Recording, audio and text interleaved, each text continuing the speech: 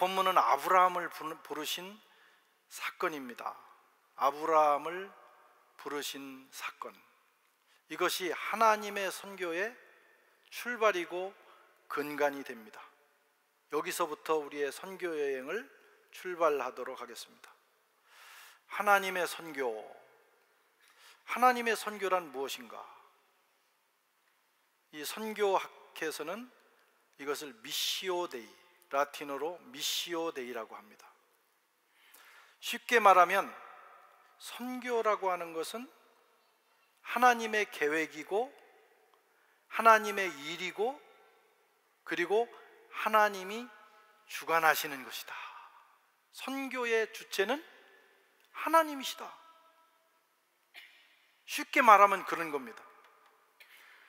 다시 말하면 교회나 선교단체나 선교사나 저와 여러분들은 하나님이 진행하시는 이 선교라고 하는 거대한 이야기, 대서사에 참여하도록 부름받은 영광스러운 존재들이다. 그러니까 교회가 주관하는 것도 아니고 선교단체가 하는 일이 아니라는 거예요. 하나님이 하시는 일에 우리가 부름을 받은 것입니다. 1935년에 칼 바르트라고 하는 20세기 최고의 개신교 신학자가 교회 교의학이라는 책을 썼어요. 어마어마하게 대작입니다. 그 중에 제4권에서 선교라고 하는 것은 교회의 일이 아니라 하나님께서 진행하시는 하나님의 일이다 라고 선언하면서 그 다음에 세계 선교대회를 거치면서 이것이 이제 우리 선교의 주제가 됐습니다. 이게 놀라운 변화예요.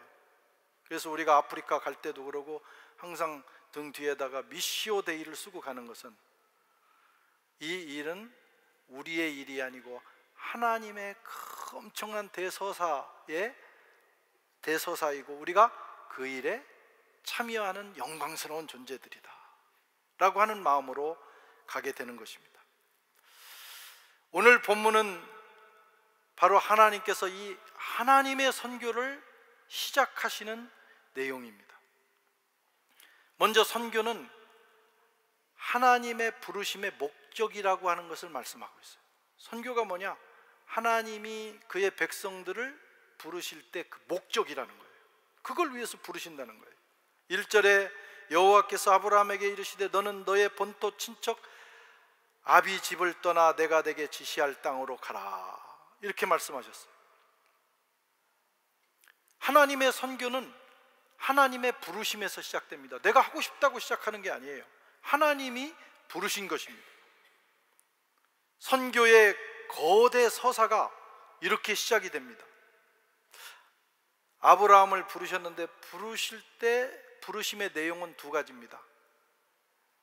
떠나라, 그리고 가라. 이 말씀에 순종함으로 하나님의 선교는 시작되었습니다. 이게 출발이에요.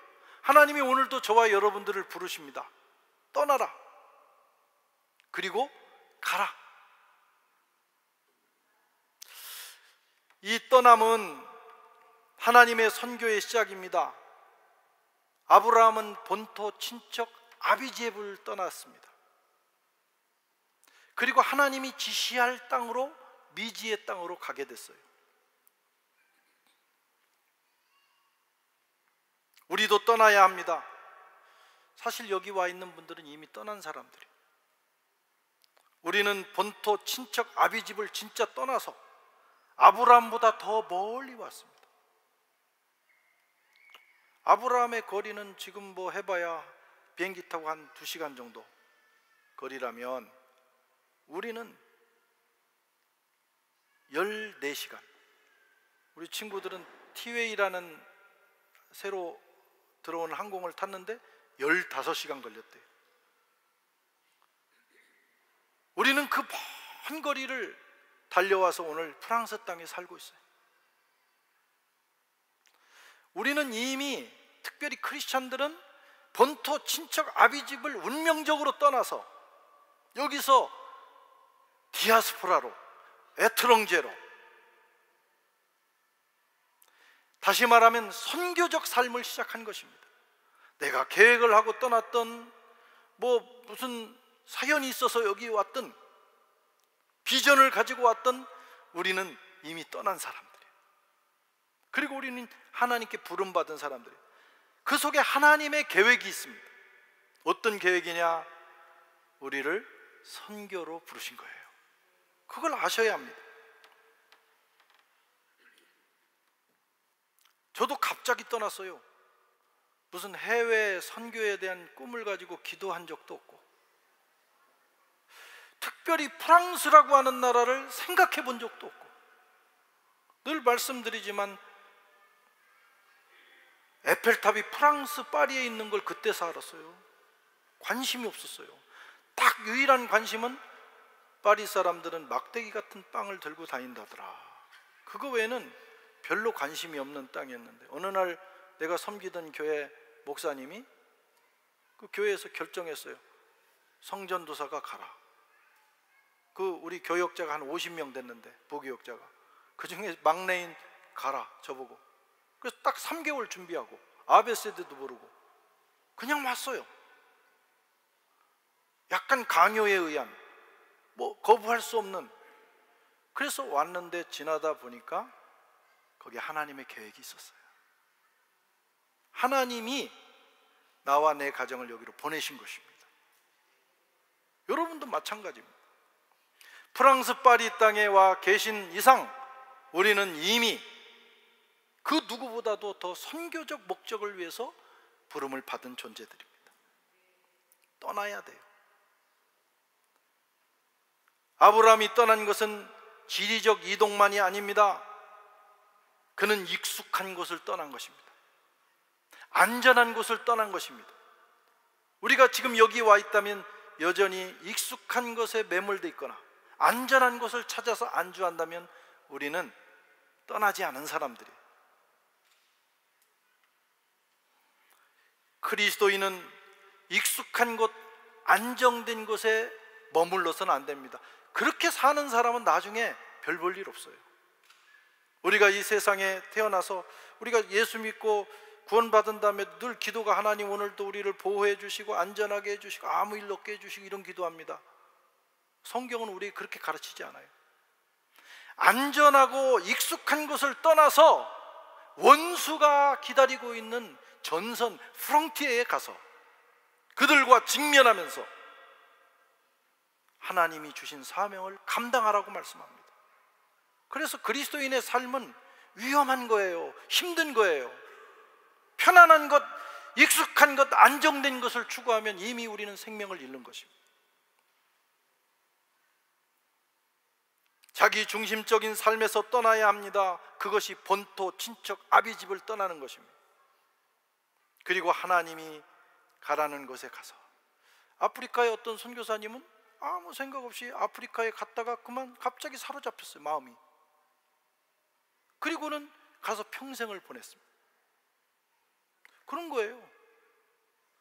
여러분, 프랑스 땅에 교환학생으로 왔다가 잠시 여행 왔다가 어쩌다 보니 여기 이렇게 살게 되는 사람도 있어요. 어쩌다 보니가 아닙니다. 하나님의 계획이 있어요. 그것을 볼 수 있어야 합니다.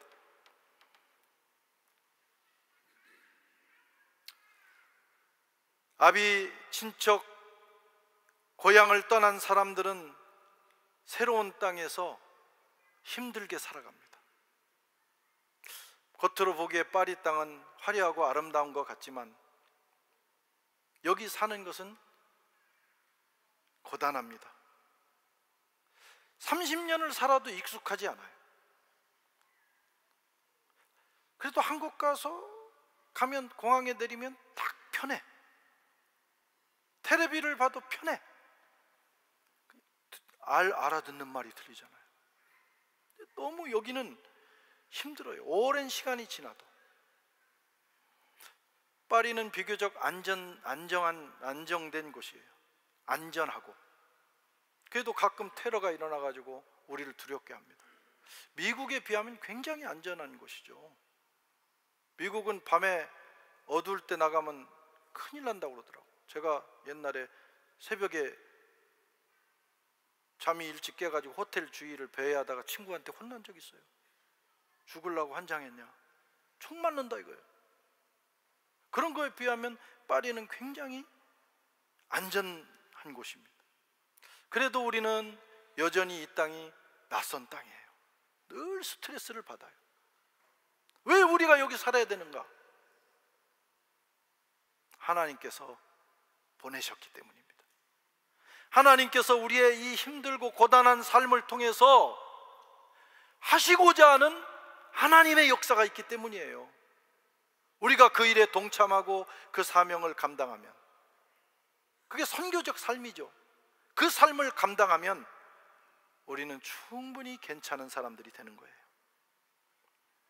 아브라함은 그렇게 삶을 시작했습니다.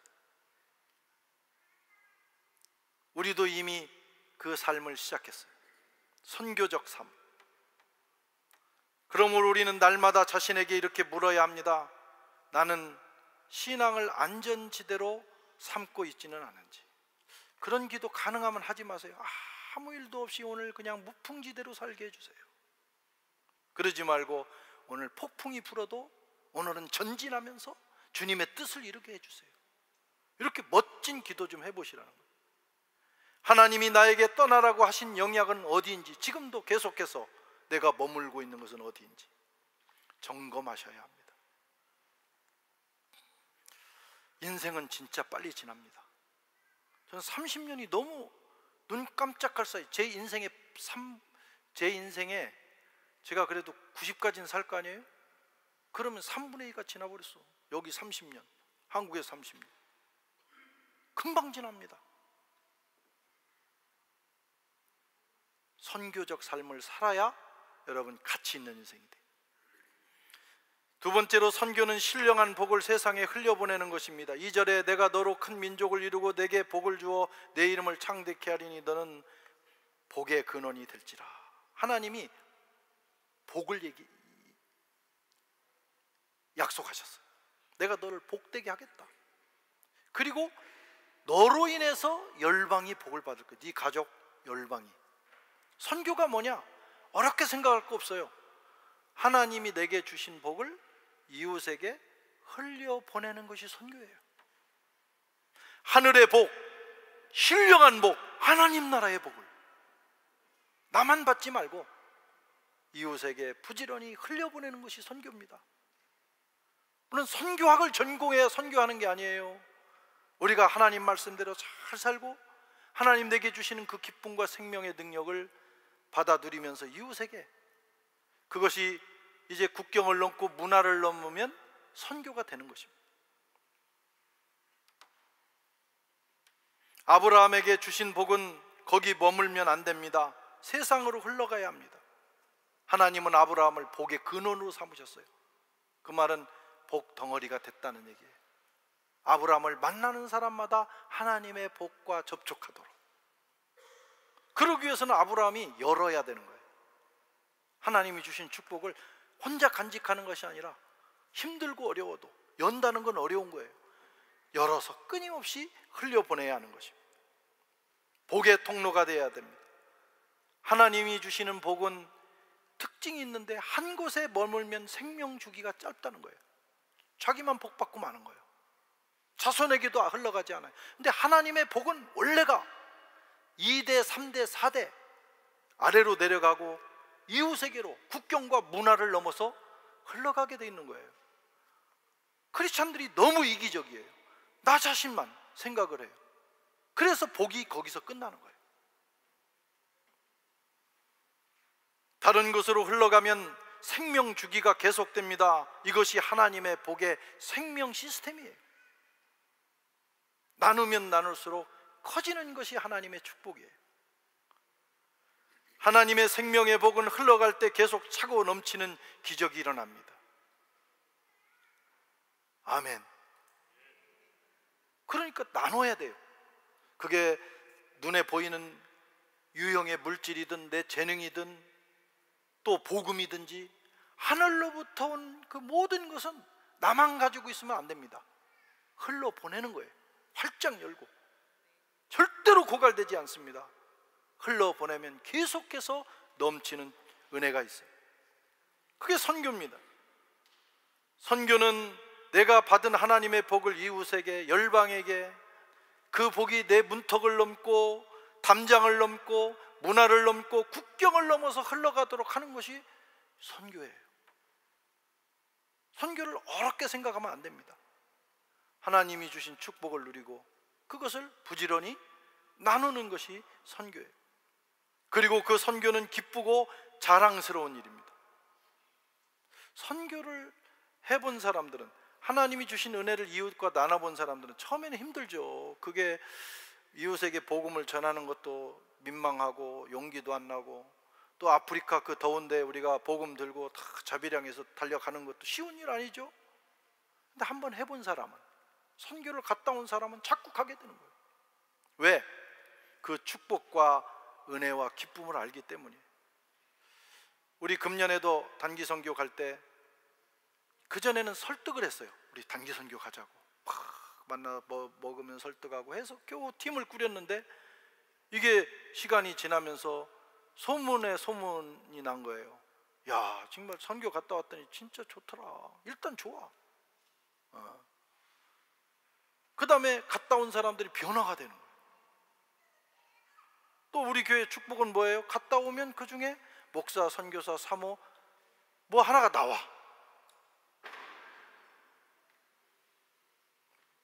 또 그게 겁나가지고 안 가는 사람도 있을지 모르지만, 금년에는 딱 광고하자마자 거의 그날 마감됐어요. 이번에 이제 내년도 가는 것도 이제 우리가 광고할 텐데, 여러분 솔도 할 때만 탁 하고 있다가 탁 찍지 말고, 이런 거 탁 대기하고 있다가 그 순번에 들어갈 수 있도록 기도하고, 나니 하나님 이번에는 선교 가겠습니다, 이렇게 한번 결단을 해보시라, 이런 말씀. 놀라운 비밀이 있어요. 그 안에 다녀온 사람만이 아는, 선교를 해본 사람만이 아는 축복이 있는 걸 여러분 제발 믿으시기 바랍니다. 그리스도인은 자신에게 이렇게 늘 질문해야 돼요. 나는 오늘 또 복의 통로가 되고 있는가? 나를 통해서 얼마나 많은 사람이 축복을 받고 있는가? 이걸 묻는 것이 선교의 시작입니다. 그리고 선교라고 하는 것은 세상의 문명을 바꾸는 역사입니다. 3절에 보면 땅의 모든 족속이 너로 인하여 복을 얻을 것이니라 하신지라. 우리는 복 그러면 건강하고 돈 많이 벌고 명예를 얻고 땅 사고 새집 사고 이런 것만 복이라고 생각하는데, 그건 그냥 보너스일 뿐이에요. 하나님이 얘기하시는 그 신령한 복이라는 것은 훨씬 차원이 다른 거예요. 아브라함의 순종을 통해서 하나님은 세상의 문명을 바꾸는 일을 하시는 거예요. 그냥 나 혼자 잘 먹고 잘 살다 가는 거하고, 나로 인해서 세상의 문명의 방향이 바뀐다. 뭐가 대단한 일입니까? 후자 아니에요? 그게 선교입니다.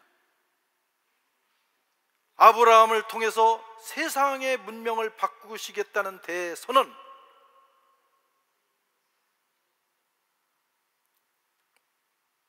그것이 선교예요.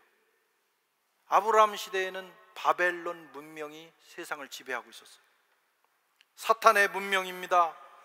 하나님을 제거하고 자기 이름을 높이려는 문명, 탐욕과 교만이 시스템화된 문명, 힘 있는 사람을 위해서 모든 연약한 사람들이 노예가 되는 문명. 세상 문명이 그런 거예요. 그 문명 속에 하나님은 아브라함의 순종을 통해서 하나님 나라의 문명을 세우시는 거예요. 그게 선교입니다. 나가서 전도해서 예수 믿게 하는 정도가 아니라 세상의 시스템을 바꾸시려고 하는 것이 하나님의 선교예요. 그 자리에 우리를 하나님이 불러주신 거예요. 하나님이 주도하시는 문명, 하나님의 이름을 높이는 문명, 생명의 문명, 구원의 문명. 세상은 죽이는 문명입니다. 마지막 끝에 가면 죽음이라는 낭떠러지가 있어요.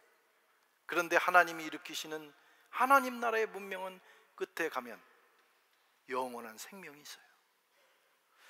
그렇게 사람을 구원하시고 세상을 바꿔나가시는 것이 선교예요. 저와 여러분들은 이 일을 위해서 프랑스 땅에 왔습니다. 저는 여기서 교회를 개척할 때 그냥 또 하나의 교회가 서서 우리끼리 서로 위로하고 격려하는 그런 교회를 위해서 기도하지는 않았어요. 하나님, 우리 교회가 프랑스 파리 땅에 세워지면서 우리 교회를 통해서 하나님의 생명의 벽이 흘러가서 파리도 변화되고 프랑스도 변화되고 유럽도 변화되고 아프리카도 변화되고. 아멘도 없네 진짜. 진짜 그렇게 처음에는 다 그런 황당한 기도가 어디 있어요. 이제 10명도 안 모이는 교회가. 그러나 우리는 그런 꿈을 가질 수 있어요. 하나님이 그걸 위해서 우리를 부르시고 교회를 세우신 거예요. 그래서 우리가 여기서 매주 드리는 예배, 이것도요, 우리가 여기서 지금 하나님 나라의 문명을 세워나가는 거예요. 저와 여러분들이 매주일 나와서 뭐 어떤 이유로 나왔든지 나와서 예배를 드리고 또 예배를 드리는 동안 이 프랑스 땅의 음부의 권세가 무너지고 말이죠. 이 파리 8구로부터 시작해서 이 파리의 영적 분위기가 바뀌는 거예요. 제가 처음 파리에 왔을 때 개신교 퍼센테이지가 1.9%였어요 2018년에 통계에 의하면 3.2%, 상당히 늘은 겁니다. 그 일에 저는 우리 교회와 한인교회들의 역할이 있다고 봐요. 우리가 한 20년, 25년 정도 함께 모여 새벽 기도를 드린 적이 있어요. 그 추운데 모여가지고 난로도 없고 막 찬바람은 들어와도 한 주도 쉬지 않고, 코로나 때문에 무너졌지만 이제 못하지만 여기 파리에 있는 모든 한인교회들이 날마다 예배 때마다 프랑스를 위해서 기도합니다. 유럽을 품고 기도합니다. 그거 아무것도 아닌 것 같지만 여러분, 그 일을 통해서 하나님께서 이 나라를 살려내시는 거예요. 그러니까 우리가 드리는 이 예배도 하나님의 선교입니다.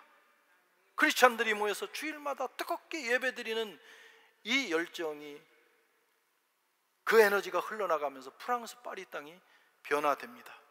특별히 우리는 진짜 가까운 마티뇽, 또 여기 이거 엘리제 궁도 있고, 여기가 정치의 센터 아니에요. 우리가 여기서 예배를 드림으로 하루아침에 되는 건 아니지만 예배를 드림으로 하나님의 은혜가 이쪽으로 흘러가는 걸 우리가 기억해야 돼요. 그렇게 해서 프랑스가 변화되는 것, 그 일을 위해서 우리가 일을 하는 겁니다. 여기 와서 여러분들이 직장 생활을 하든지 사업을 하든지 학업을 하든지 그냥 내 일을 한다 생각하지 마시고, 하나님께서 하나님의 선교를 위해서 지금 진행하시는 그 일에, 그 거대한 그 대서사에 우리가 부름받아서, 나는 학교에서, 나는 직장에서, 일터에서, 가정에서 지금 하나님 나라를 만들어가는 일을 하고 있다. 그 아침에 일어나면 막 가슴이 부풀고, 야, 오늘은 어떤 일이 일어날까, 이런 기대를 가지고 살아야 된다니까. 아브라함이 부름을 받은 것은 나이 75세였습니다 75세면 아무리 느려도, 요즘 유엔에서 노인의 연령을 뒤로 밀었다고 해도 75세는 노인이야. 아직은 우리가 청년이지만 75세는 노인이야. 우리 교회에 지금 75세가 없어요. 진 집사님은 아직 아주 왔다 갔다 하시죠. 이제 여기 늦은 사람은 아무도 없어요. 아브라함은 75세에 시작했어요. 순종하면 됩니다. 나이가 많아서 늦은 사람도 없고, 아이고 난 너무 어려, 아직은 아니야. 아니요, 우리가 의식이 있는 그 순간부터 우리의 몸짓, 우리의 행동 하나하나가 하나님의 역사를 이루어가는 데 쓰임받을 수가 있습니다.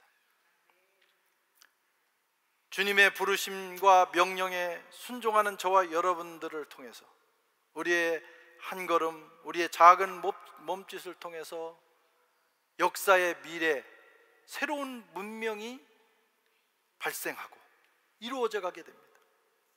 새로운 문화와 문명을 창조하는 기적이 우리의 삶을 통해서 일어납니다. 그런 거 생각하면 막 가슴이 뛰지 않아요? 이야, 내가 지금, 저는 드라마 중에 주몽이라는 드라마를 진짜 감동적으로 봤어요. 그 활 잘 쏘는 그 청년 하나를 그 똘마이들이 막 따라다니다가 나라를 이루잖아요. 거기 따라다니는 사람들이 무슨 뭐 대단한 사람들이었습니까? 다윗을 따라다니는 사람들이 대단한 사람들이 다 여기저기서 사회의 변두리에 있던 사람들이, 오갈 것 없는 사람들이 따라다니다가 이스라엘을 이뤘고 고구려를 이룬 거예요. 여러분, 우리가 별것 아닌 게 아닙니다. 우리가 예배드리고 여기서 신앙생활하고 우리가 선교하고 하는 일들을 하나님의 차원에서 보면 지금 어마어마한 일들이 이루어지고 있는 거예요. 흥분하셔야 됩니다. 흥분하셔야 돼요. 이 선교 시리즈 12주가 끝나고 나면 완전히 막 우리 심장이 선교로 바뀌어야 돼. 영 아니면 이렇게 하나 떼어내고, 요즘 뭐 그런 거 나온다고 그러대. 이제 AI 시대에 선교 심장을 달아야 돼요. 그러고 살아가는 사람은, 그 사람은 인생을 잘 사는 사람이에요. 우리는 영적으로 아브라함의 후손입니다. 선교의 DNA가 우리 속에 있습니다. 하나님은 우리를 이미 그렇게 부르셨어요. 특별히 디아스포라로 사는 저와 여러분들은 그 일을 이미 시작한 것입니다. 우리가 내딛는 한 걸음 한 걸음, 우리의 작은 몸짓이 유럽과 아프리카를 변화시키고, 특별히 아프리카 24개국 소외된 지역이에요. 하나님이 그곳을 우리에게 맡기셨어요. 그것을 품고 살아감으로 저와 여러분들의 삶에 놀라운 역사가 일어나기를 축원합니다.